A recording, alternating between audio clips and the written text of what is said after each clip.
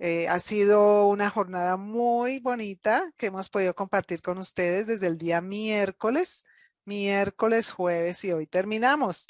Para aquellos que han tenido ese sueño de escribir su libro y quieren pasar del sueño a la realidad.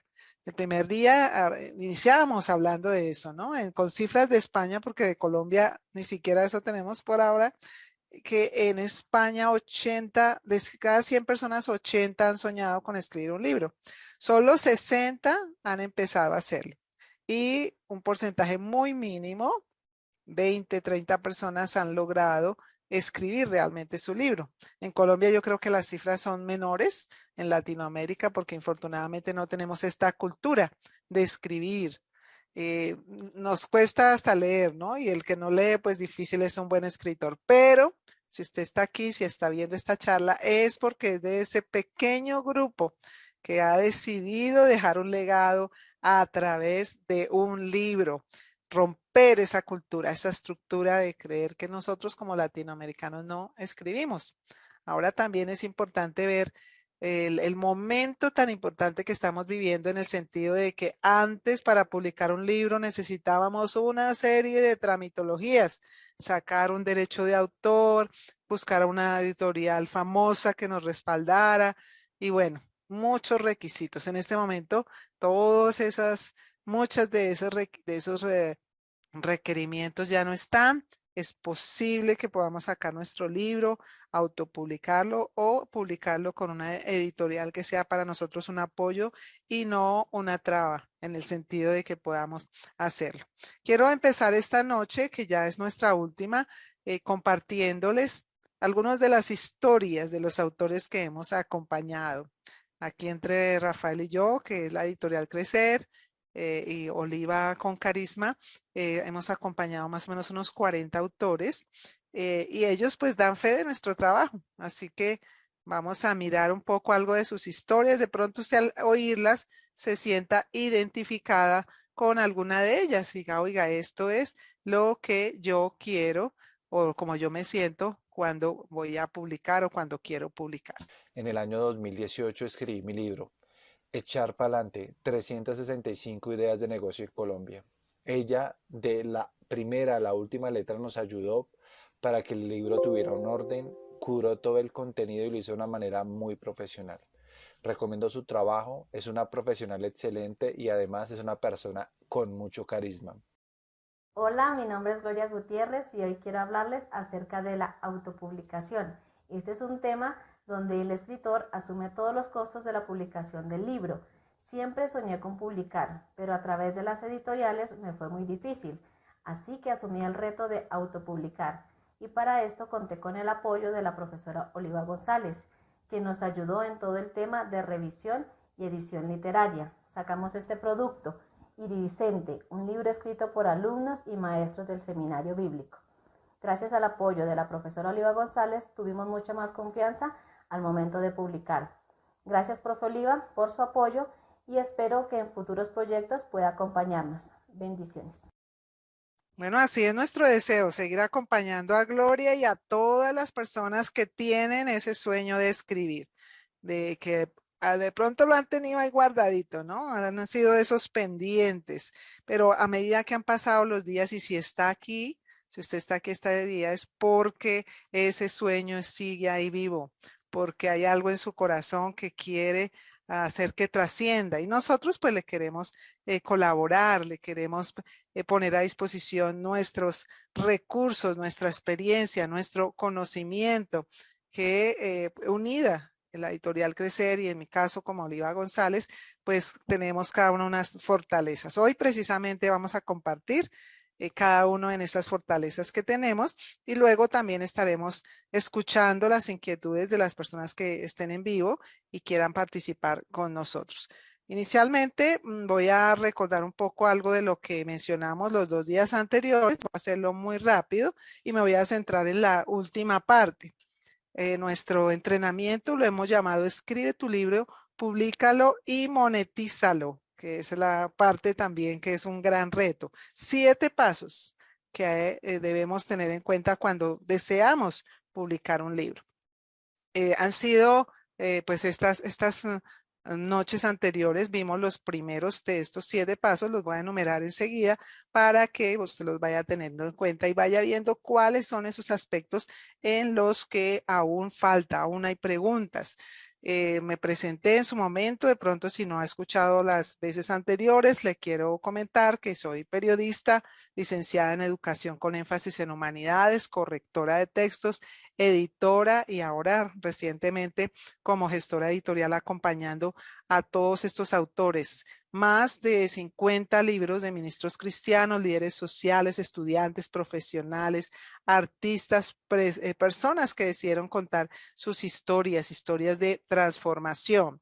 Iniciamos hablando de lo importante que es cuando vamos a escribir un libro, articular nuestro libro al contexto, entendiendo en qué contexto estamos. De hecho, después de la pandemia, después del año 2020, muchas cosas cambiaron y algunos de estos aspectos se intensificaron, como es la sociedad del conocimiento. Hoy es muy importante la persona que tiene un conocimiento, pero no solo el que lo tiene, sino que el que lo sabe contar, el que lo sabe impartir. Lo podemos hacer de forma oral, pero nuestra propuesta es hacerlo también escrito a través de un libro. También dijimos que es una época con muchos vacíos emocionales y con grandes retos de valores. Se requiere de personas que puedan suplir esa necesidad porque vieron una experiencia y superaron una crisis emocional o porque conocen cómo atender ciertos tipos de problemáticas o porque su fe, sus convicciones le exigen tener una opinión frente a lo que está pasando en el mundo. Después de mirar este contexto, hablamos del método que nosotros trabajamos, es el método Carisma, 7 letras que muestran la letra inicial, cada uno de los pasos que se deben dar cuando se escribe un libro. Y escogimos la palabra porque es una palabra con un significado muy grande. Habla de influencia, habla de luz, habla de comunicar, de conectar, de cautivar. Y es lo que se espera que un autor de un libro logre con su escrito. Que no solamente sea como que tuvo un hobby de escribir algo, sino que eso que escribió trascienda, ya que el escrito trasciende mucho más que las palabras. Las sociedades que escribieron son las sociedades que trascendieron. Si no, pues para el ejemplo, aquí en Latinoamérica tuvimos grandes culturas incas, mayas. Lamentablemente no conocimos muchos de ellos y lo que nosotros hemos aprendido es la cultura que se llama la occidental, la cultura griega, romana, hasta egipcia. ¿Por qué? Porque de ellos quedaron vestigios escritos. Así que quien escribe trasciende y si lo hace de esa forma del servicio, también dijimos que es muy importante desde el concepto del carisma.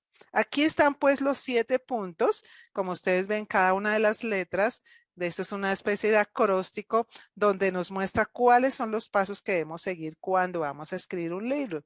Empezamos por concebir la idea, armar la estructura, luego recopilamos información relevante para enriquecer nuestro texto, luego nos sentamos a escribir y hoy vamos a hablar de los 3 últimos puntos, cómo supervisar el texto, cómo también tener una mínima concepto de diagramación para acompañar a la persona que va a hacer este trabajo con nosotros y cómo publicar de manera que genere impacto y que genere la monetización, que también es pues lo que buscamos, ¿no? Con todo el esfuerzo que se invierte para escribir un libro, queremos tener también el retorno de esa inversión. Cuando hablamos de concebir la idea, dijimos que es valioso, es fundamental que antes de pensar en el tema de mi libro, yo debo pensar en el propósito. ¿Por qué estoy escribiendo este libro? Quiero impartir el conocimiento porque yo tengo una profesión, una carrera, llevo muchos años leyendo, haciendo cursos sobre una temática. Quiero compartir una experiencia de transformación, algo que viví, que tocó lo profundo de mi ser y me trajo grandes aprendizajes. Bueno, ahí está ese proceso de escribir el libro. Quiero posicionarme como experto en un campo que puede ser que yo no era, pues tenía como varias áreas de trabajo y yo digo, no, pues yo ya quiero cambiarme, quiero especializarme más en este campo y que la gente me reconozca más por este campo. Un libro es fundamental en ese sentido. Precisamente hoy participaba de una actividad que tiene que ver con la publicación de libros y se nos hablaba de eso, ¿no? Decía como los niveles diferentes que tienen los profesionales. Y escribir un libro estaba ya en las partes más altas. Dice, cuando usted ya ha estudiado, cuando usted ha tenido una gran experiencia, cuando usted es un conferencista, hasta puede escribir un libro. Eso era como algo inalcanzable casi, ¿no? Pero nosotros hoy le estamos diciendo que usted puede escribir su libro y posicionarse como un experto. O también dijimos que si quiere dar a conocer su talento literario, le ha gustado la poesía, el cuento. Nosotros trabajamos con niños y jóvenes talleres y hoy por hoy el mismo estado, las escuelas promocionan mucho los concursos para los niños, para los jóvenes. Entre el liderazgo social también se da mucho esto, tener elementos para contar, hacer cuento, para hacer esas narrativas, esos mitos, esas leyendas, ese tipo de literatura también es muy apetecida, es muy bonita y si se tiene el talento, bueno, pues hay que aprovecharlo. Dijimos también que en esto de concebir la idea, tenemos que tener en cuenta que no solo es que yo digo voy a ofrecer un libro, yo estoy ofreciendo un servicio a través de ese libro. Y eso significa una transformación para el que lo lea. Desde esa perspectiva debo escribir. Quien me lea va a resolver un problema que tiene, va a ver cómo suplir una necesidad. ¿Por qué? Porque yo tuve la experiencia o tengo la formación para contarle sobre esa situación y eso le trae a uno una satisfacción enorme, porque, bueno, varios de los libros que hemos acompañado son personas que son líderes en diferentes campos. ¿Y cuál es su escenario? Bueno, su comunidad, su iglesia, su barrio, hasta digamos que una ciudad, pero eso es muy limitado. Un libro trasciende todo eso, trasciende, como dicen, el tiempo y el espacio, no solamente para esta época, sino seguimos leyendo los libros de los grandes autores, de Víctor Hugo, de Gabriel García Márquez, es gente que ya no está, pero dejaron su legado en los libros y han generado esa transformación. Dijimos también que en esta etapa de concebir la idea, que es fundamental para que un libro tenga impacto, logre tener eco, tenemos que pensar en el público. No le podemos a todo el mundo dirigir un libro. Tengo que especificar muy bien quién es ese público y tengo que mirar que ese público puede estar y en lo que yo quiero compartir es sobre las finanzas, sobre la salud, sobre relaciones, que son los 3 nichos de mercado más importantes, y a qué edades me voy a dirigir, en qué condición social están estas personas. Entre mejor podamos identificar esa persona que va a leer nuestro libro, mucho mejor vamos a lograr llegar e impactar. Cuando escribimos para todos, realmente no escribimos para nadie. Otro tema importante aquí en concebir la idea, hablamos de saber cuál es mi zona de influencia. ¿Cuál es mi zona de influencia? Y aquí confluyen varios elementos. Esto pues está muy trabajado en el marketing. Ustedes lo han visto como una teoría inclusive desde los procesos japoneses. Y entonces ellos hablan de si usted quiere hacer algo en la vida, tiene un propósito, tiene que pensar cuál es su talento, para qué es bueno, cuál es su pasión, qué le quita el sueño, qué le hace latir su corazón, sobre qué he sido entrenado. Y al menos que 2 de estas cosas confluyan, ya le dan a usted como un aval para decir, sí, este libro tiene un peso, este libro va a ser aceptado. Además de eso, pues, y ese sí no puede faltar, cualquiera de los otros lo puedo conjugar un poquito, pero el área de interés para otras personas.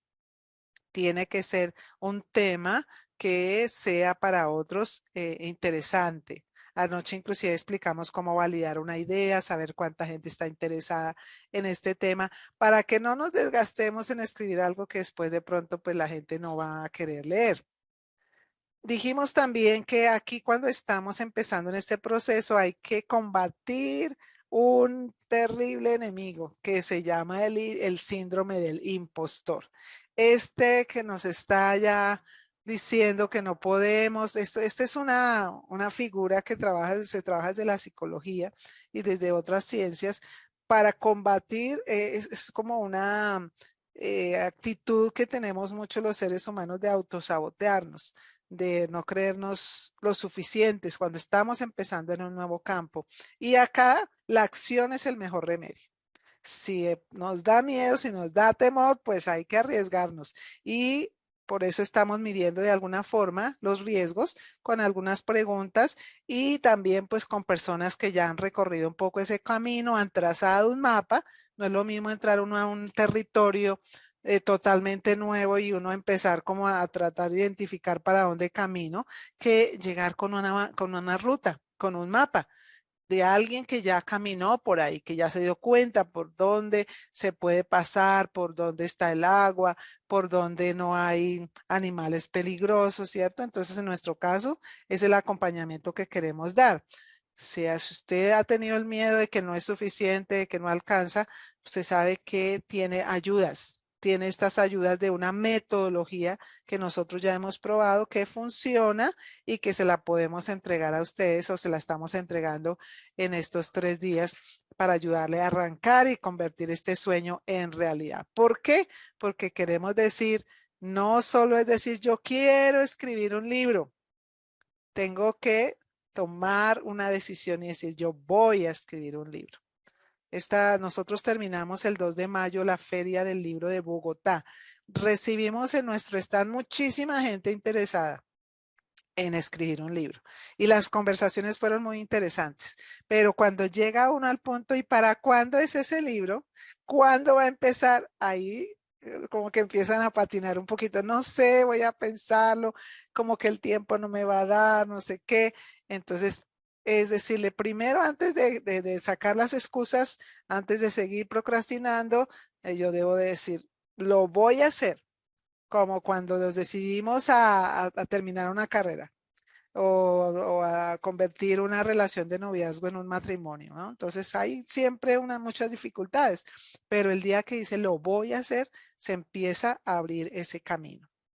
Todo esto tenemos que tener en cuenta cuando estamos concibiendo la idea, porque este es un compromiso muy grande. Dijimos que escribir un libro es un sueño muy grande, pero asimismo se requiere de ese gran compromiso. Y luego, pues el resultado, la cosecha va a ser que tendremos uno de los logros más grandes que un ser humano puede tener. De hecho, pues es conocida la frase, ¿no? Que cuando queremos dejar legado, tener un hijo, sembrar un árbol y escribir un libro.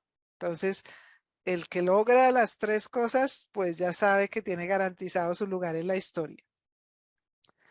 Avanzamos luego pensando en cómo armar la estructura del libro. Ya tuvimos toda esa parte de generar el propósito hacia quién va a ir dirigido este libro que yo quiero escribir y ya empiezo a aterrizar eso en temas muy específicos. En cuanto a armar la estructura, nosotros mencionábamos que siempre lo aconsejable es centrarnos en una idea. Un libro es una idea o una historia. No podemos tratar todos los temas o 2 o 5 temas en un libro o contar 5 o 6 historias diferentes. Pues bueno, Gabriel García Márquez lo lograba un poco, sin embargo siempre están los puentes y hay unas líneas conductoras, pero pues por eso es fue Nobel de literatura. Pero lo ideal siempre, y más con los lectores actuales que tienden mucho a dispersarse, es que seamos muy estratégicos, intencionales en centrar mi libro en un foco.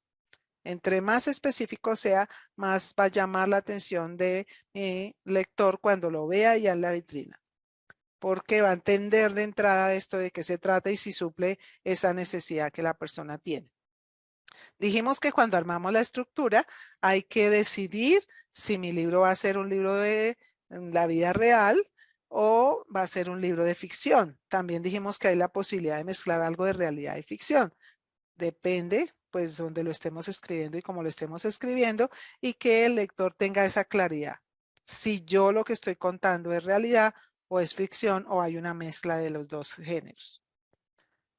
Dijimos también que cuando estamos armando la estructura hay que seleccionar, yo cambio un poquito aquí esta lámina para ponerles unos casos específicos, saber cuál género específico voy a trabajar. Entonces, tenemos los textos narrativos, que están los cuentos, los mitos, las novelas, y acá pues tenemos para Colombia y bueno, para la lengua castellana, 100 años de soledad de Gabriel García Márquez, pues es una excelente muestra de lo que es un texto narrativo, pero también pueden ser desde pequeños cuentos, todo lo que tiene involucrado el relato de unos sucesos contados cronológicamente. Este es un texto narrativo, pero también está un texto argumentativo. Aquí tengo para algún público es reconocido este libro que se llama Más que un carpintero, de un escritor que se llama Jacques McDowell, y escribe mucho acerca de cómo demostrarle a la gente la divinidad de Jesús, de Jesucristo, y entonces él, como es un catedrático, escribe todas estas tesis y se contrapone su pensamiento con otros que no reconocen a Jesús como Dios, como alguien vivo, como el Salvador de la humanidad. Entonces es un libro que se ha convertido este libro se ha convertido en un libro, no digamos bestseller, porque es más viejito todavía que eso. Es un clásico, un clásico. ¿Qué hace que un libro sea un clásico? Bueno, eso que ha pasado de generación en generación porque se volvió muy relevante. Este es un texto de argumentos. Tenemos un texto informativo. Los textos informativos, digamos que los más conocidos son los de las noticias, ¿no? Y aquí tenemos un libro escrito por una institución que trabaja hacia recoger las realidades de las naciones. Y es un libro, este libro del otro lado de la frontera es escrito son 5 narraciones de gente de Colombia y 5 de Venezuela que cuentan sus experiencias como migrantes. Entonces aquí pues también hay una rigurosidad. Aquí no puedo jugar con la ficción, ¿no? Aquí necesito identificar cuáles son las problemáticas, los testimonios, la manera como voy a estar contando. Entonces el texto informativo tiene también unas especificaciones, si es crónica, si es reportaje, si es noticia. También García Márquez en eso era muy, muy bueno. Por ejemplo, noticia de un secuestro. Mucho de lo que él trabajaba era basado en su trabajo periodístico y luego hasta los volvió ya novelas un poco, algo de ficción, pero en este momento tenemos gente muy buena. William Ospina, por ejemplo, que hace muy, muy buenos textos informativos y periodísticos. Está el texto expositivo, que son como los manuales, las recetas. Sí, hay gente que es muy buena en la cocina y tiene sus propias preparaciones que nadie más tiene, entonces se puede hacer un excelente manual, o líderes que quieren ayudarle a la gente que trabaja con ellos a vivir un proceso, o los coach, ¿no? Que acompañan también a personas y entonces tienen sus manuales para poder desarrollar esta interactividad con las personas y se cumpla unas etapas. Estoy recordándome en este momento de un libro muy bonito que hizo la editorial Crecer, que es Matrimonios. Matrimonios, se me escapó, Rafael, el nombre completo. Matrimonios en Dios. Matrimonios en Dios, Matrimonios en Dios. Ese es un manual de vida hermoso donde a través de varias lecciones se acompaña a las parejas para que puedan restaurar su relación o mejorarla. Y esto viene acompañado inclusive con todo un proceso de retiros, de encuentros. Entonces el manual, como está pensado con ese propósito, el manual tiene cierta estructura. Entonces por eso es que decimos, bueno, depende el género que yo escoja, también el texto tiene que cumplir esos requisitos. Tenemos aquí ya en algo todavía más específico el hecho de cómo armo la estructura. Dijimos que un texto que no tiene ningún tipo de marcadores, también los llamamos así, que son los marcadores, los títulos, los subtítulos, la enumeración de los textos. Entonces yo escojo una enumeración y eso tiene que ser coherente. Si digo, bueno, voy a enumerar todos los capítulos con números romanos, todos tienen que ir con números romanos. Perdón que diga esto porque uno diría, pues es lógico, pero ya después de haber corregido tantos libros, me he dado cuenta de eso, ¿no? La persona como que se emociona y al principio empieza a enumerar con números arábicos, después hace números romanos, después ya no enumera. Entonces uno se pierde.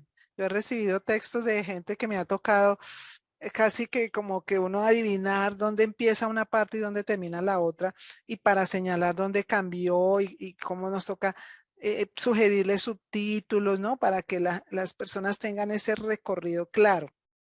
Esta es la estructura. Esta es la estructura. Y dijimos, hay técnicas que le permiten a usted sacar esa estructura, porque creo que es de las preguntas que más nos hacen cuando vienen a nosotros a consultarnos sobre cómo escribir un libro. Dice, bueno, ¿y yo cómo parto los capítulos? ¿Yo cómo sé cuáles son las secciones? Entonces, una de las técnicas, que hay varias, es el hecho de decirle, bueno, ¿qué es lo que más la gente le pregunta a usted de ese tema? Siéntese con alguien y que le haga una entrevista y que le pregunte, y usted grabe esta charla o tome nota, ¿qué preguntas hacen estas personas? Y ya voy situando cuáles son esos temas, esos subtemas que van saliendo, y armo mi esqueleto, mi bosquejo. Ese va a ser mi hoja de ruta para que no me salga de los temas, porque dijimos que un libro, un tema, un libro, una historia. Más que todo en lo argumentativo.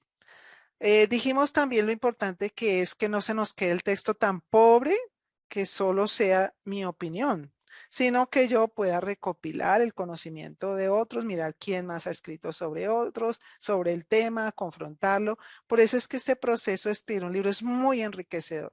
Aprende uno, se vuelve súper especialista en un tema. ¿Por qué? Porque va y ve otras fuentes y alimenta su propuesta. Pasamos bueno, pues aquí precisamente estaba haciendo este énfasis de cómo crecemos tanto cuando escribimos un libro, porque aprendemos de una cantidad de cosas. Hablamos también de cómo escribir, ya cómo inspirarse, que es de las angustias más grandes. Y dijimos que este proceso tiene como varios momentos, ¿no? Hay un momento de angustia para empezar. Es un momento que uno sabe y antes se veía, estaba la figura del que escribía en la máquina de escribir y sacaba y rompía, y eso al lado, eso había un montón, ¿no? De hojas que estaban dañadas porque como que no encontrábamos el por dónde escribir. Ahora que lo hacemos en la computadora, es que escribimos, borramos. Ese primer momento es un poco angustiante, pero una vez que toma vida, hay una recomendación que no he dicho, pero que es importante tener en cuenta. Se sugiere que la persona se suelte a escribir sin preocuparse aquí si yo estoy poniendo las tildes o las comas donde deben ir, o si tengo queísmos o lo que sea. Ese primer envión, como se dice, es que deje fluir toda esa inspiración. Y luego va a venir pues este proceso que vamos a mencionar y que los vamos a concentrar más adelante, que es la supervisión, la revisión del texto. Creo que se me fue atrás nuevamente. Vamos a ver si se me fue atrás. Perdónenme un segundito. Aquí vamos acá pasamos de la estructura. Pasamos a armar todavía la estructura y estamos dialogando sobre cómo inspirarse. Aquí voy adelantando mientras llego hasta donde está la parte de la inspiración, en que siempre es aconsejable que estemos con la mente clara en el momento que nos sentamos a escribir. Ojalá que no lo hagamos de afán, sino que saquemos un tiempo específico para eso. Entonces, está como esa estabilidad emocional. Requiere disciplina, y más para los que estamos acostumbrados a ser trabajólicos, ¿no? Que uno todo el tiempo está haciendo una cosa o la otra. Requiere disciplina, requiere que usted diga, bueno, me voy a concentrar todos los días, me voy a levantar media hora más temprano, hago pues los que hacemos nuestro devocional o nuestro tiempo de pasar con Dios o de caminar, lo que sea, y luego me siento y digo, voy a escribir estos 15 minutos, estos 20 minutos, esta media hora, con una tranquilidad y ese estado emocional que me permita fluir sin estar preocupado porque, ya tengo que irme para el trabajo, ya tengo que ir a atender otras cosas, no, porque usted sabe y le dice a su familia, tengo esta media hora, estos 20 minutos son míos y para mi libro. Dijimos también lo importante que es definir si voy a hacer el libro en estas etapas o si de pronto voy a sacarme mis vacaciones y digo, bueno, en estas vacaciones voy a escribir el libro. El primer libro que yo tuve el privilegio de trabajar se llama Generación de Conquista. Era la recopilación o es la recopilación de una escuela de liderazgo y duré mucho tiempo soñando con escribir ese libro para la institución que trabajaba, pero nunca tenía el tiempo para hacerlo. Y recuerdo que entonces yo tenía unos amigos que vivían en el campo y le dije a uno de ellos, yo necesito, o sea, tener un lugar donde nadie me moleste, donde yo me pueda dedicar a hacer este trabajo. En ese tiempo nos tocaba con cassette, yo tenía muchas cosas que me tocó desgrabarlas y digitarlas y luego ya tocaba organizarlas. Entonces necesitaba mucha concentración y así fue.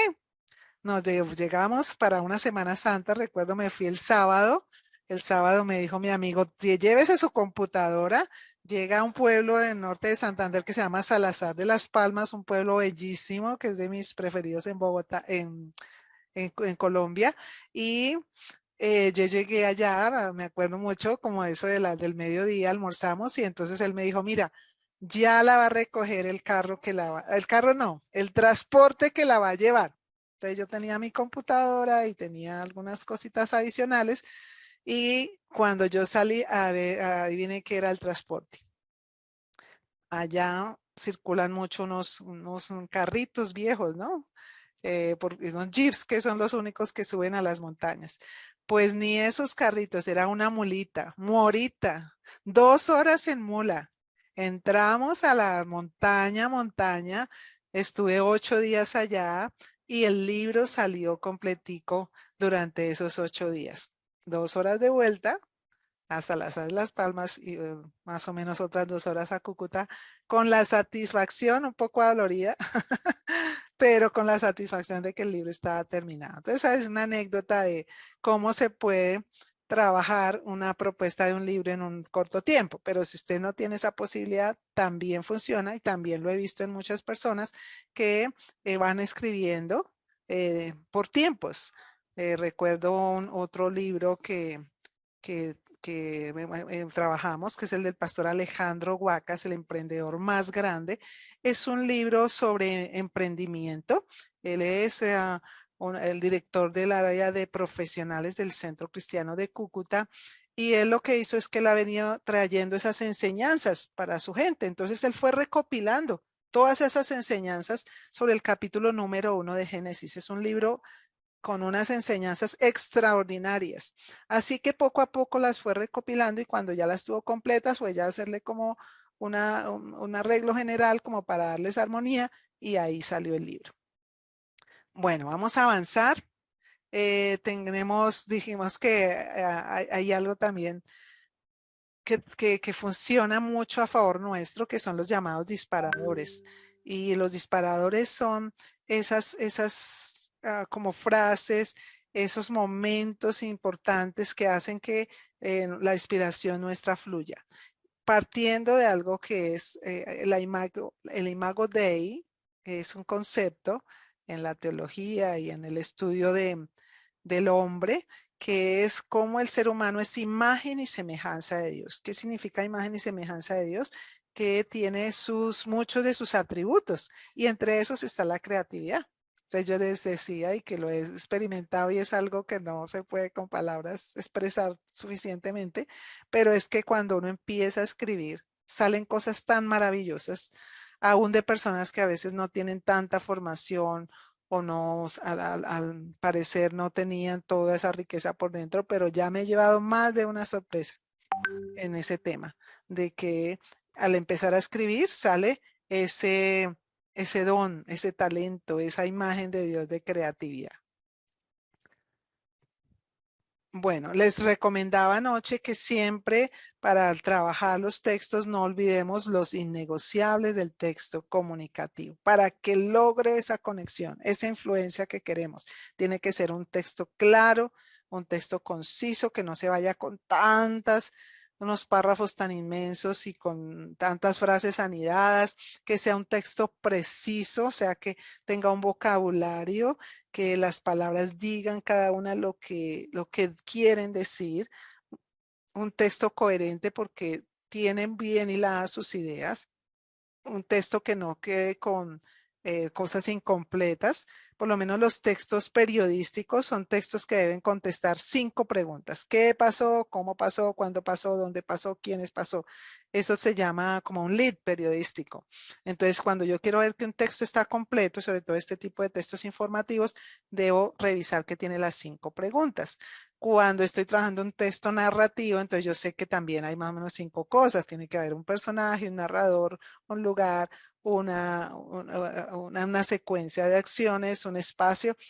Todos esos elementos deben ir completos. Tiene que ser un texto original. ¿Por qué? Porque si no estaríamos cayendo en plagio, en lugares, también se dice los lugares comunes, ¿no? Cuando repetimos mucho lo que otros ya dijeron. Me pasó, recuerdo mucho con un autor y me pasa lamentablemente en algunos textos, pero con este autor lo recuerdo especialmente porque sentía que estaba leyendo una colcha de retazos. O sea, yo decía, uy, esto yo se lo escuchaba a fulanito, esto se lo escuchaba a otro fulanito y a otro. Entonces yo le pregunté a él, le dije, déjame pues ver cuál es tu aporte, cuál de estos pensamientos son los tuyos. Dijo, no, es que yo leo mucho y yo conozco mucha gente, entonces lo que yo hago es que tomo de cada uno. Le digo, pues sí, todos los seres humanos de alguna manera hacemos eso, pero tenemos que poner nuestro propio aporte, nuestro propio pensamiento, porque si no, el libro no tiene ningún valor. Necesitamos dialogar con esos expertos y darles el crédito, diciendo, esta idea es de fulanito, la saqué de tal fuente y yo opino esto frente a esta idea. El número 7 es que sea un texto correcto. El hecho de que va a pasar por un revisor de texto no me da a mí la licencia de que se vaya de cualquier manera, porque esta es mi presentación. Entonces, también, inclusive, he visto personas que no pasan por el proceso de texto. Hace unos días, hace ya unos meses, recibí un libro ya escrito. Entonces el autor me dijo eso, me dijo, y es una historia impresionante de la vida real. Desde la historia es súper impactante. El libro ya estaba impreso y ya vendió casi todos los ejemplares, pero tenía tantos errores ortográficos, tantos que uno no puede leer. O sea, siempre dice que la ortografía es el aliento de la escritura, ¿no? Entonces, cuando uno encuentra errores ortográficos es como hablar con alguien que tiene mal aliento. Entonces uno se puede encontrar con un hombre súper guapísimo, muy bien vestido, los caballeros con una dama muy linda, muy bonita, pero si abre la boca y tiene mal aliento, uno no aguanta esa conversación. Igual pasa con un texto que esté cargado de errores gramaticales, ortográficos, inclusive de estilo, ¿no? Hay textos que son demasiado en un lenguaje coloquial. ¿Qué es un lenguaje coloquial? Es el lenguaje del día, del diario. Entonces yo puedo en el diario decir, oiga, el tipo ese que hace allá parado, pero escribiendo no lo puedo decir igual. Ya tengo que ponerlo en un lenguaje más literario, porque ese es un lenguaje que va a transmitir, ¿cierto? Que este tiene un nivel de formalidad. Todo eso es un poco lo de este requisito de que tiene que ser un lenguaje correcto.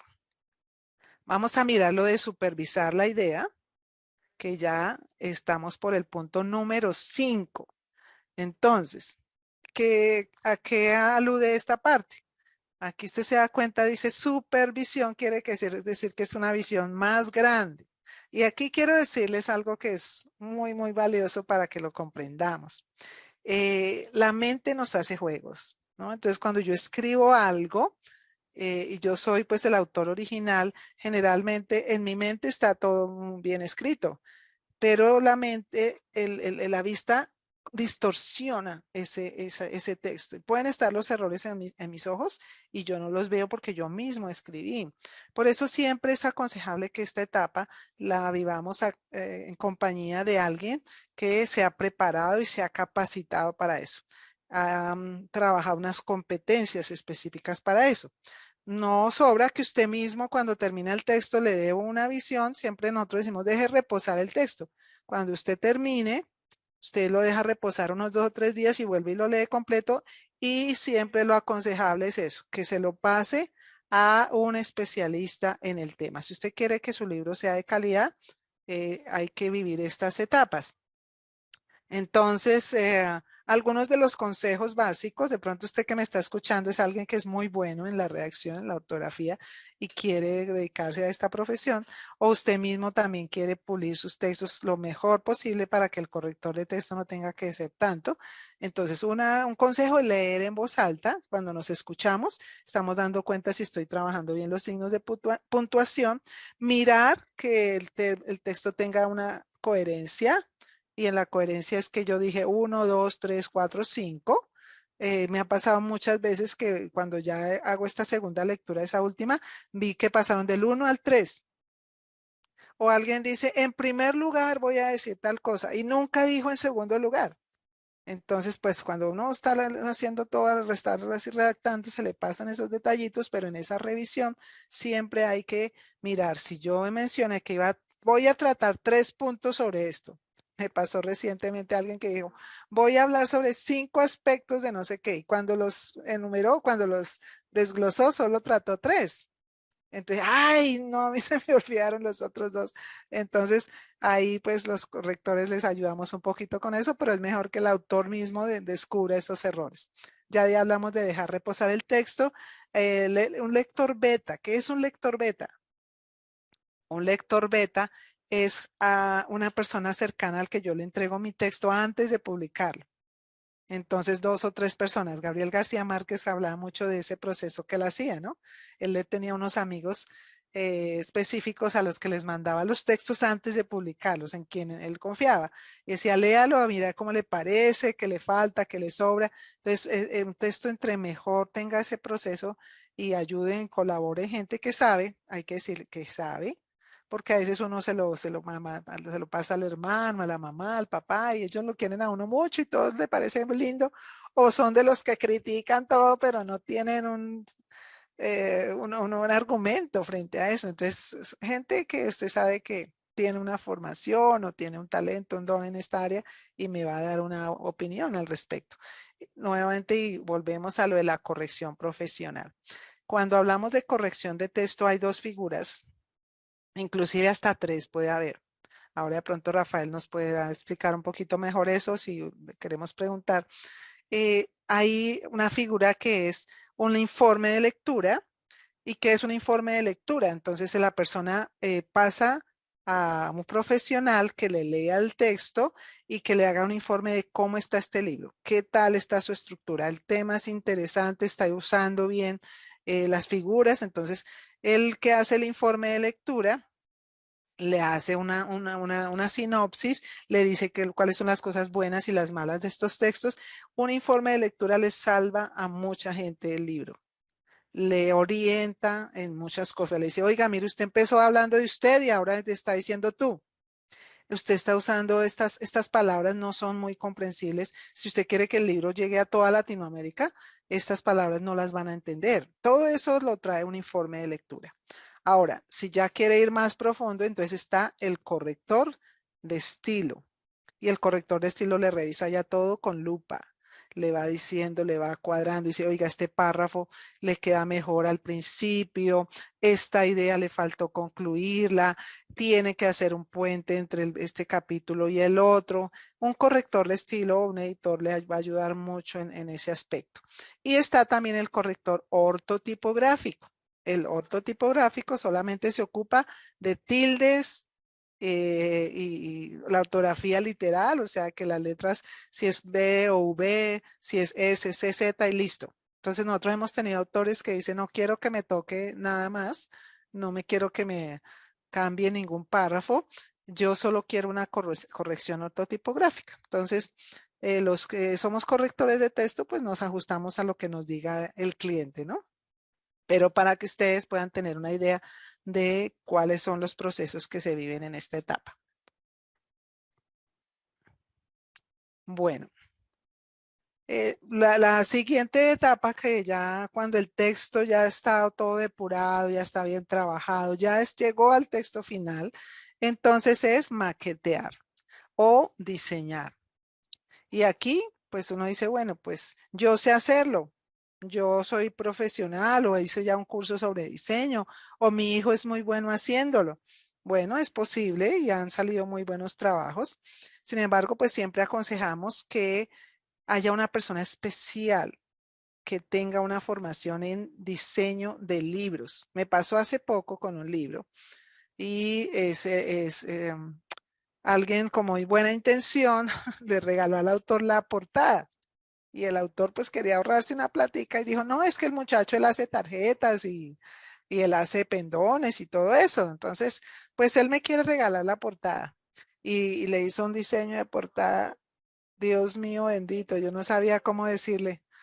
Pues es que esta portada no cumple ningún requisito que debe tener una portada de un libro. Una portada de un libro debe tener un título que se vea a distancia. No puede ir recargada de texto. Tiene que tener un tipo de letra que sea suficientemente visible desde lejos. ¿Por qué? Porque generalmente el libro va a estar, si es un libro impreso, va a estar en una vitrina. Entonces lo que va a atraer a la persona es esa portada. Y el título tiene que ser muy claro. Sí, estos días veía un título que se llamaba algo así como Proyecto HQL. Entonces, el libro buenísimo, excelente. Yo lo tuve, lo tengo porque la autora muy amable me lo regaló.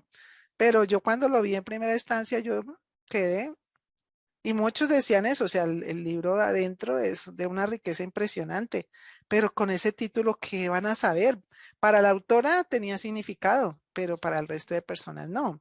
Un subtítulo que nos ayuda a reforzar el mensaje de esta, por lo menos de lo que yo quiero comunicar, ¿no? Frente al libro.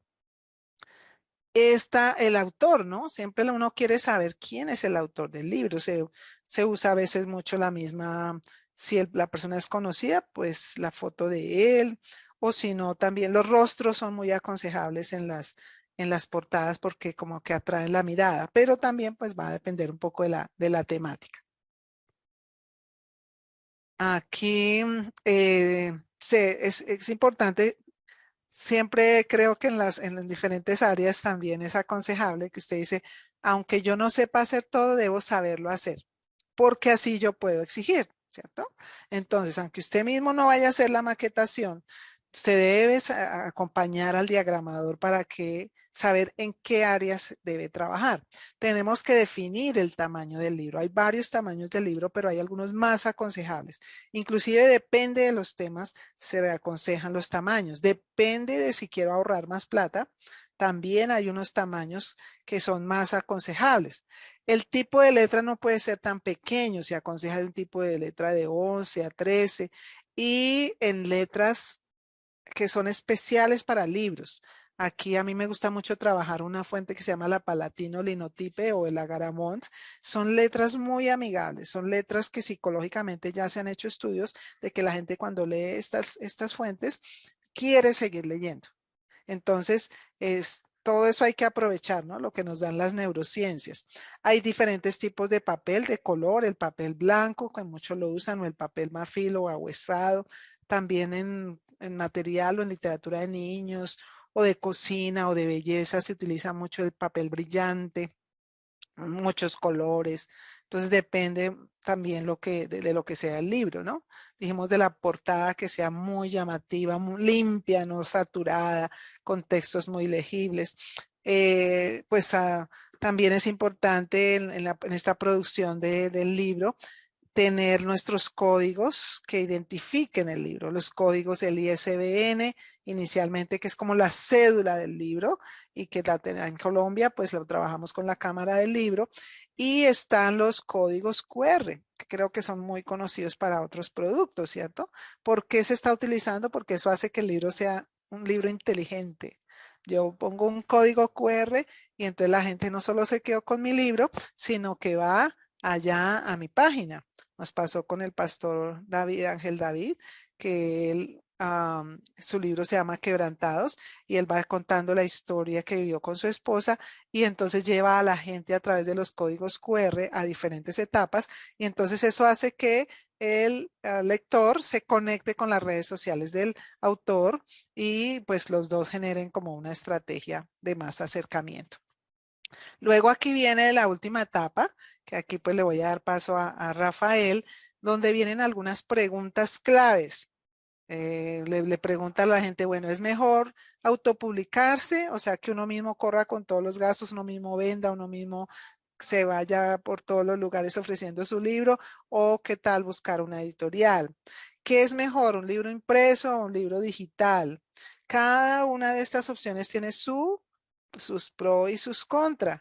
Está también que ya cuando estoy en el proceso de publicar, tengo que tener en cuenta que hay una etapa de pre-lanzamiento, luego una etapa de lanzamiento y hay que estar revitalizando el libro. Entonces, cuando no se cumplen esas etapas, muy buenos libros, muy bien diseñados, muy bien maqueteados, si no tienen una buena publicidad, pues lo que no se conoce, pues no se puede vender. Entonces, Rafael, yo dejo de compartir acá y lo quisiéramos escuchar usted que es el experto en este campo ya de lo que es publicar.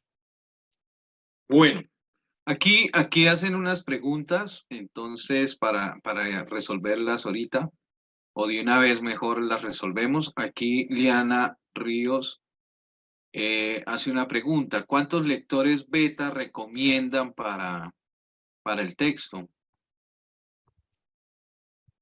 Pues yo creo que no hay, pues bueno, diría yo, sí soy la que va a responder. No hay en sí un número escogido, pues la ideal es que no sean muchos, que sean unos 2 o 3, pero que sean especialistas. Y ojalá que sean especialistas en diferente campo. Entonces digo, bueno, este es un texto narrativo, voy a escoger a alguien que sea muy bueno en el manejo del idioma, otro que sea muy bueno como en lo narrativo, en el género como tal.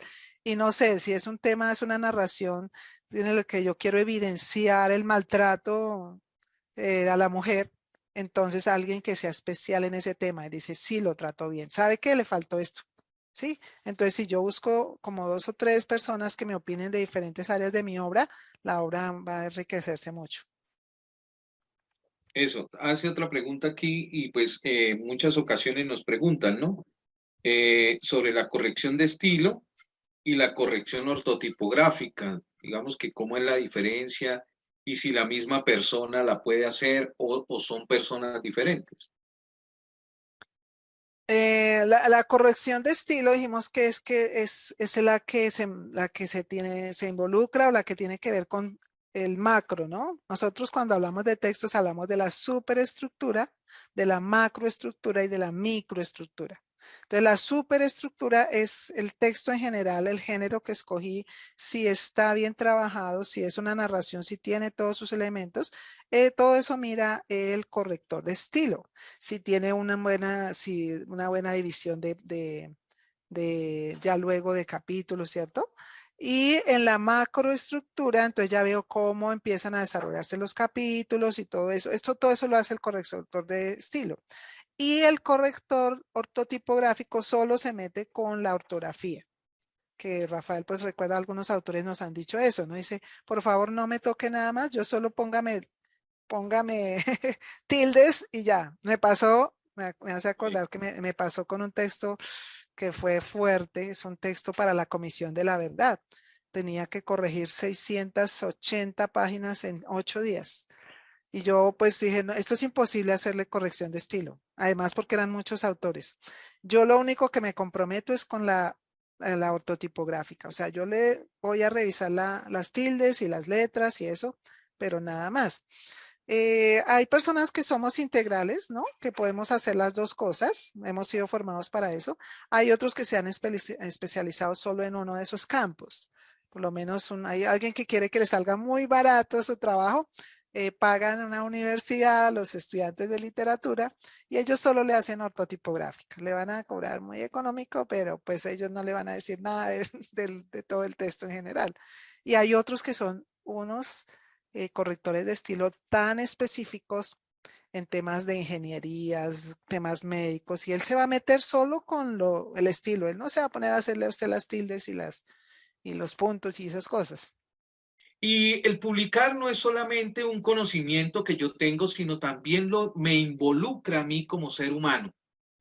Y si no hay una conexión entre eso que escribí y el ser humano, crea una desconexión que vamos a tener problemas a la hora de distribuir el libro, por decirlo así, y además de eso, de monetizarlo, porque vamos a encontrar ciertos elementos que no nos dejan acercarnos a las personas, y en muchas ocasiones yo vi eso.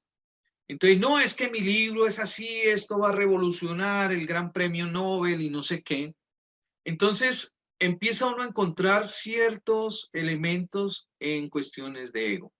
Entonces, vamos a entrar en materia. Esto es más o menos como para ir ambientando lo que sigue. Entonces, vamos a ver las clases de editoriales, las ventajas y desventajas, el concepto crecer, lo que significa maquetación y marketing, que van muy de la mano. Oliva les contaba sobre el tema de la lectura, de la parte ortotipográfica o del informe del documento. Esos son elementos que nos permiten a nosotros a la hora de comercializar el libro. Y ahí nos dan unos elementos de cómo debe ir la portada, cómo que debe llevar, cómo debe ir, cuál va a ser la presentación, y van muy de la mano. Y viene ya lo que es la publicación final, pues, que tiene que ver ya con hacer visible el libro y lo que significa la monetización. Entonces, digamos que hay las clases de editoriales, son tres, que son las editoriales tradicionales. Esas son las que, por decir algo, muchos quisieran que alguna vez muchos escritores les publicara, que puede ser Random House, que puede ser Urano, que puede ser Planeta, que son las grandes editoriales en donde todo el capital lo coloca es la editorial. Entonces, ahí empezamos a ver que también es diferente los modelos de negocios de estas editoriales. Entonces, ¿qué pasa? Que usted, digamos que usted es el dueño del libro, pero tiene una diferencia, que los derechos patrimoniales, quiere decir, la explotación económica, va a estar a cargo de la editorial. O sea, usted empieza a perder el control de su texto, sigue siendo el autor, pero no va a tener derecho a todo el capital porque pues la editorial es la que está poniendo el capital, está arriesgando y es la que va a hacer todo el trabajo de promoción. El escritor, ¿qué pasa? Que va a tener digamos que de esas ganancias, solo va a recibir un 8%, si le va bien, de esas ganancias del libro. En muchas ocasiones, digamos que ellos, como es un capital que están colocando, por lo general lo que buscan son personas o que el trabajo es demasiado bueno, o que tienen un prestigio ya y un reconocimiento eh, que les permita divulgar ese libro y poderlo comercializar y sacarle las mayores ganancias. ¿Sí? Que eso es lo que vemos con Panamericana, que eso es lo que vemos con Planeta, ¿sí? Que muchos de los personajes de la farándula terminan escribiendo un libro y se vende muy bien porque tienen unos seguimientos. Entonces, ahí empieza a tener esta importancia una persona del común. Entonces, y son procesos largos. Usted puede mandar un texto y ese texto pueda que se lo lean como pueda que no se lo lean. Entonces, porque eso va dependiendo digamos que, de qué es lo que está buscando la editorial y lo que esté representando, pues, su escrito, si encaja o no encaja dentro de las orientaciones que tiene la editorial. Viene una segunda, que es la autenticación, que es la autoedición con equipo editorial. Entonces, esta es donde entramos nosotros, que prestamos todo un servicio editorial, y tenemos un sello editorial. ¿Cuál es la ventaja de esto? Que tiene un equipo integrado, que no tiene que ponerse usted a buscar un diseñador o un corrector de estilo o alguien que le haga el marketing, sino que ya está integrado dentro del proceso. Aquí lo veíamos al inicio, que era Gloria, que habla de la autopublicación, donde el escritor coloca todo coloca el capital y la editorial es la que hace el acompañamiento. ¿Cuál es la ventaja que se tiene aquí o qué es lo bueno? Es que vamos a tener un sello editorial, que eso nos va a permitir en esa autoedición como que tener un respaldo de que realmente ese trabajo que estoy haciendo es bueno. Y viene una tercera que es, bueno, y en esto hay unos que solamente es solo la publicación, hay otros en los que les ayudan y les van sacando, los van, digamos que en el tema de la divulgación, les van dando como esos principios a nivel del marketing, los asesoran en algunas plataformas y pues eso pues tiene unos costos adicionales que ya entrarían a mirar dentro del proceso cómo serían las ganancias, pero lo que se busca es acompañar en todo el proceso al escritor. Y viene lo que es la autoedición o autopublicación, que es cuando yo empiezo a buscar todo. Entonces yo empiezo a buscar al corrector de estilo, entonces en muchas ocasiones aquí se cometen unos errores porque como no se tiene la experiencia, entonces yo busco a un profesor que es muy bueno en ortografía, entonces le digo yo, mire, corríjame este documento, o de pronto voy y le digo a la vecina que es muy buena en ortografía y entonces, o al vecino, ellos me ayudan. Y entonces empiezo a perder, digamos que el rumbo de lo que significa la autopublicación. Empiezo a mirar entonces que mi amigo es un diseñador, que era lo que nos contaba Oliva. Entonces que esta persona empieza, ¿qué tal? Que vea que yo hago tarjeticas y yo soy diseñador gráfico, entonces yo le puedo hacer la portada. Entonces él va y le hace la portada y entonces es lo que usted escogió y pues bueno, ahí le pareció muy bonito lo que hizo y pues lo va conectando. También entonces empiezo a mirar entonces quién me imprime, entonces me voy a buscar quién me haga la impresión, pero resulta que estas personas no me dicen realmente muchas cosas que cuando se hace la autoedición con equipo editorial le vamos a decir. Entonces, por ejemplo, el formato. Hay 3 formatos que son claves en los cuales no le imprimen costos a la hora de sacarlo.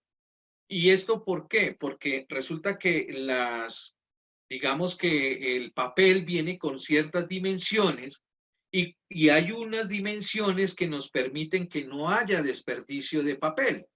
Entonces, como no hay desperdicio de papel, pues lógicamente no va a haber incremento en el costo. Cuando hay desperdicio toca incrementar el costo porque ese papel desperdiciado, pues eso vale plata y pues tiene que asumirlo la persona.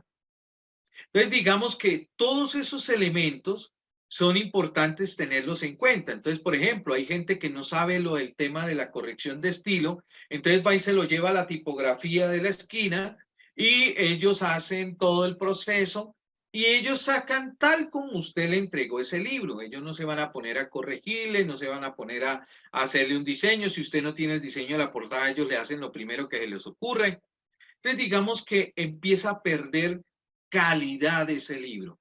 Entonces, por eso es importante que nosotros empecemos a tener, y para eso vamos a tener ciertas ventajas y desventajas. Entonces, ¿qué vemos? Que cuando tenemos un equipo editorial, tenemos la oportunidad de que hay expertos que nos van a decir qué sirve y qué no sirve, ¿cierto? Va a imprimir un poquito el costo del libro, pero ¿qué pasa? Que eso a la hora de yo publicarlo y comercializarlo va a tener un gran valor o un mayor valor. Una de las ventajas que tenemos aquí cuando por ejemplo, en la comercialización, cuando se llevan a librerías, porque ese es el sueño de los escritores, yo publico y que poderlo ver en las librerías por lo general a las personas independientes poco les aceptan los libros. Y yo les hacía la pregunta, oiga, ¿por qué? Y me parecía eso como tan feo, porque pues, ¿cómo así? Es la ilusión de él que quiere verlos.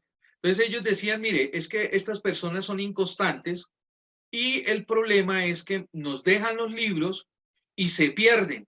Entonces, para la parte contable y para la parte de inventarios, eso se le vuelve un problema a ellos. Entonces, como no es una sola persona, sino son varios, entonces terminan ellos llenándose de un poco de libros que al final la gente se pierde y no vuelven a saber de eso. Entonces, las librerías decidieron de que con estas personas a nivel independiente van a tener esas limitantes. Mientras que cuando hay un sello editorial, entonces la editorial llega y dice, listo, yo les ayudo, les hago un porcentaje, porque las librerías también cobran un porcentaje de comercialización, y ahí entonces empezamos a mirar todo el tema de lo que tiene que ver con el tema de negocio. Entonces, cuando usted va y hace eso, en muchas ocasiones no sabe, y pues eso imprime también un costo. Entonces, ¿qué pasa? Que cuando usted no tiene claro eso, termina usted primero poniendo un costo que no es, y cuando usted va a ver sus ganancias, no son las mejores. Entonces, por ese lado, en el tema de la calidad del libro, pues es importante tener un equipo de trabajo, que eso se va a ver reflejado en el tema de la comercialización. Y una de las desventajas que hablábamos de la autopublicación es que voy a cometer errores en el tema porque es un mundo que no conozco, entonces voy a cometer errores en el tema de la corrección de estilo, voy a cometer errores en el tema del diseño de la página, a veces la portada no tiene nada que ver con el contenido, mientras que con un equipo de trabajo, pues usted va a tener como esa claridad, y el equipo de trabajo le va a decir, no, mire, esa portada no puede ir, tendríamos que cambiarla porque no representa. No, pero es que representa, entonces mire, si quiere más bien la metemos aquí adentro del libro y sacamos esta portada. Entonces digamos que empieza uno a trabajar con el autor, y qué es lo que le va a permitir que sea un libro bastante vistoso. Entonces, en ese orden de ideas, ahí empieza a tener esa ganancia. Otra ganancia cuando usted va a empezar a las plataformas o a la comercialización, una de las ventajas con una editorial es que le va a decir en cuál plataforma realmente va a tener el éxito y cómo es el tema del algoritmo de que maneja esto. Por ejemplo, en estos días, había un escritor que quería, digamos que publicarlo en Amazon, y bueno, hizo todo el proceso, se incluyó, pero las ganancias eran muy poquitas. Amazon tiene la posibilidad, que es el tema de publicar por demanda. Digamos que en cualquier parte del mundo pueden pedir un libro, el problema es que América Latina no lo tiene cubierto, entonces nos toca pedirlo a Estados Unidos y eso incrementa los costos a la hora de la impresión. Entonces, porque eso tienen que sacar costo de envío, y son cosas que la gente de pronto no conoce. Y claro, cuando a mí me preguntaron, oiga, mire, es que hicimos este proceso y solo le llegó esto. Entonces yo, bueno, primero no le ha llegado la plata porque después de cierta cantidad de ventas, Amazon empieza a consignarle. Otra cosa, tenía que haber abierto una cuenta en Estados Unidos para que que tenga conexión con algún banco de Colombia para que hayan esa transacción.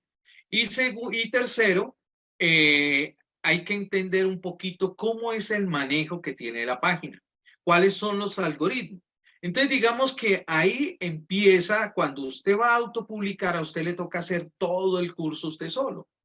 La ventaja es que las ganancias van a ser mayores para usted, pero no las va a ver reflejadas porque todo aprendizaje tiene un costo. Y ese es uno de las cosas que nosotros tenemos que empezar a trabajar en ese aspecto. En cambio, cuando usted tiene un equipo editorial, ya le va diciendo, mire, este tipo de libros lo podemos en esta plataforma, este tipo de libros lo podemos hacer con esta plataforma, este proceso de libros, por ejemplo, aquí en Colombia lo podemos comercializar por acá. digamos que va a tener alternativas para eso. Entonces, cuando nosotros hacemos eso, eso nos permite a nosotros empezar a trabajar y ponernos más claro. Ahora, ¿qué es la maquetación y el marketing?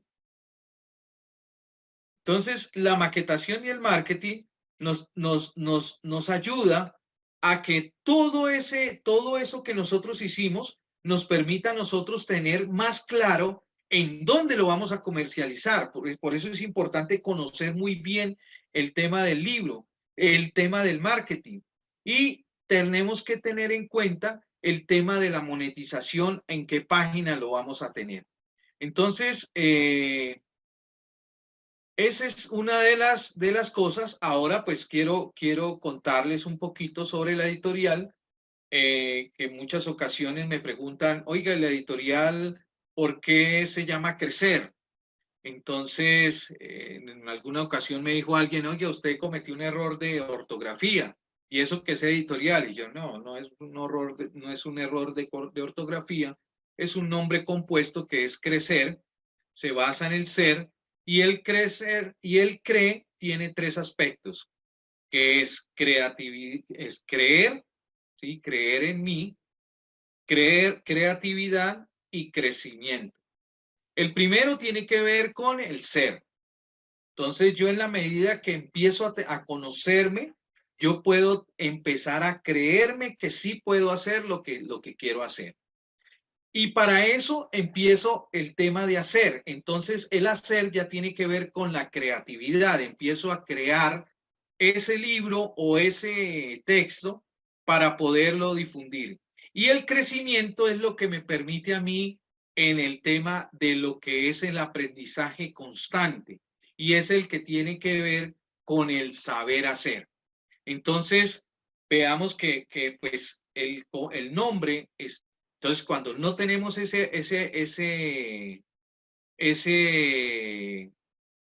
aprendizaje, nosotros estamos teniendo problemas. Entonces, esto es más o menos lo que quería contarles sobre la editorial. Es una editorial que pues tiene digamos que tiene otros matices. Y ahorita con la fiesta, con la Feria del Libro de Bogotá, ya estamos finiquitando vamos a cambiar ya la página web, ya vamos a empezar con otro proceso, está todo el tema de formación, y ya estamos empezando también el otro tema que tiene que ver con las plataformas digitales, para tener una extensión por toda América Latina, donde pueden recibir el libro tanto impreso como digital. Entonces, esto es más o menos a grosso modo lo que nosotros tenemos con la editorial Crecer y todo lo que tiene que ver con la publicación. Entonces, que las personas que entren al proyecto, que entren a la escuela de escritores, van a tener pues toda esa metodología, porque como ven es una metodología que me permite creer, me permite crear y me permite crecer. Entonces, esto es lo que nosotros queríamos traerles a todos ustedes.